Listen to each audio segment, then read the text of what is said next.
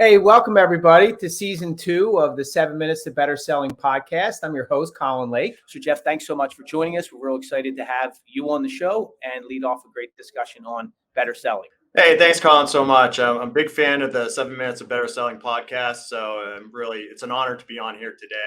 It's nice to be on the other side of the equation. Usually I'm sitting where you are, so it's nice to be on the other side of that. Yeah, right. I agree with you on that sentiment completely. So I'm real interested in this question. So I ask a lot, like tell the listeners about you. So I ask that, but my question is maybe a little bit more pointed. How do you get from like doing what you were doing just like as a salesperson to creating this platform and doing all the wonderful things you've been doing in the financial services industry today? Yeah, I mean, my journey's been a long one. I mean, I've been in the business for over 22 years now. I started in 1999 as a financial advisor, but I always kind of struggle with that question of what makes me different. And I think it goes back to the American story that we all have, which is, at least on my side, I wasn't in financial services. My family wasn't in financial services. My dad's a third generation lobster fisherman out of the South Shore of Massachusetts. My brothers are fourth generation. I'm like a black sheep with a white collar. I learned the value of hard work. And my father at 16 years old, he lost his father at sea, which is, he was left, kind of holding the bag. So he had to quit high school and work the boats to try to make a living for his family. And I saw that, I saw every day him working all night. He would go off to the fire department where he had his second job, work a 12-hour shift and trade in his firefighter boots for fishing boots. And we'd bring the boat in to pick him up in the morning. And, listening to these podcasts with you, you have great guests and they talk about this idea of what makes them unique, what makes them different, right? And I always think about how can I do something different than every other advisor, every other wholesaler, every other sales director that comes in front of an office. What am I doing differently? And that was really the genesis of the Investment Masterminds program. Boy, that's awesome. Great description. So I have to ask you a question about your dad.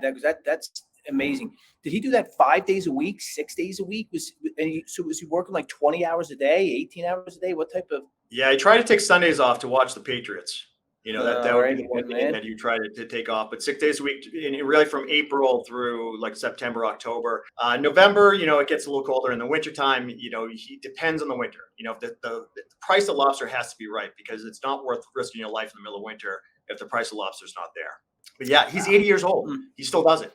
It's crazy. Man. Boy, it's so impressive. And so it's a great transition point to the second question I want to ask you. He has this internal why.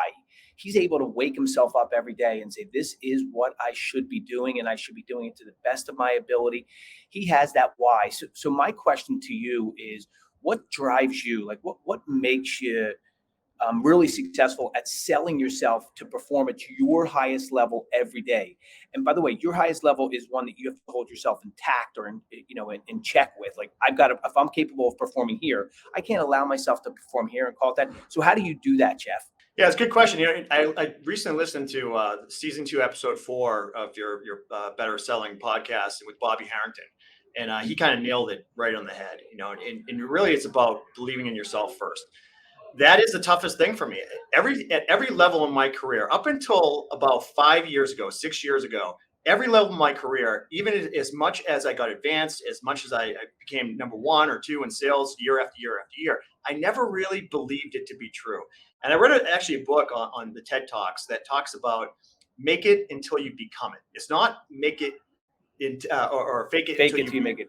Yeah, it's not fake it till you make it, because you really want to become that person over time, right? So if you have the goal in mind and you know where you want to be, you're in the right spot, right? So every day when I get up, I think, what can I do to be better at collaborating and making sure that I'm bringing values? And if you're listening to this podcast, that tells me right off the bat that you want to become better at what you do. And that's what I continue to tell myself every day, is to continue to be better. So it's not only about believing in yourself and helping to connect other people together. I'm all about collaboration. That's why we're having this conversation, Colin.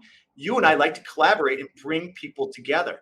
And when you think about whoever your end user is, whatever the product is, if you can bring specialists and you're now the quarterback and you're bringing in these different players that are specialists in that relationship, now are the point of reference. We haven't even talked about product or solutions. Yeah, I want to offer a thought here, so I want you to expound on it, please, or elaborate a bit on it. There's an expression that says, "In the blind man's world, the one-eyed man is king." And so, what I just heard you say, how this hit me is, you don't have to be like the absolute best at everything. You just have to be better than the next person. Like you keep saying, what is the differentiator? If everyone's performing it here and I perform it here, then I'm going to be seen as the best. And that was what I heard, which I think is a nice point. So tell me more about that. Like, how do you like gauge what is different? Like, different just to be different is not better. Different and better is, in fact, way better.